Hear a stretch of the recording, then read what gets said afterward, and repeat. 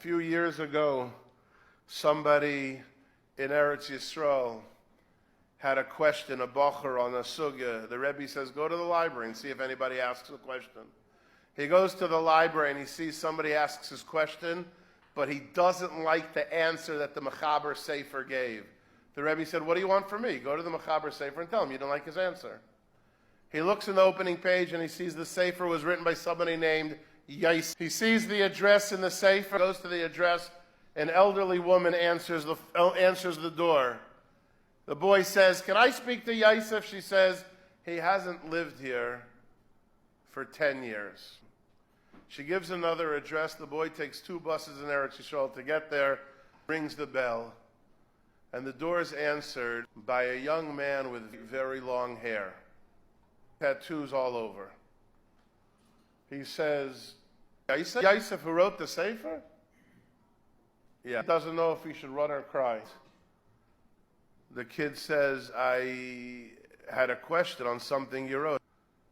Yosef goes and puts on a yarmulke. He says, what do you want to ask? No sooner was the question out of his mouth that Yosef becomes the lion that he was like 15 years ago. He starts defending his answer, fighting and learning like it was his life. He wouldn't budge. He was fire about his answer. He then explained to the boy what happened, why he looks the way he does now. And then he turns to the boy and says, tell me something. You have my Sefer? He says, yeah. He says, I don't have a copy. Could I have it?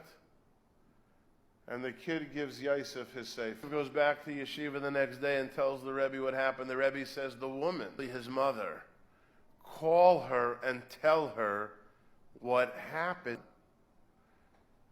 He goes to a payphone and he dials the phone and the woman answers and he starts to say, I'm the one who was by you a few days ago, and she says, stop, don't talk. I don't know who you are. But that boy that you went to after me is my son Yosef. I haven't spoken to him in 10 years. We haven't seen each other in 10 years. But he just called me and he said to me, Ma, I'm coming home. And my son's about to walk through the doors, thanks to you, in the next few minutes.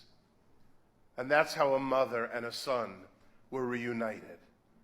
Because when you light up somebody's night, and you spend time talking, and you show them that you care and you love them genuinely, when there's no room for pessimism or negativity, then Yosef came home to his mother.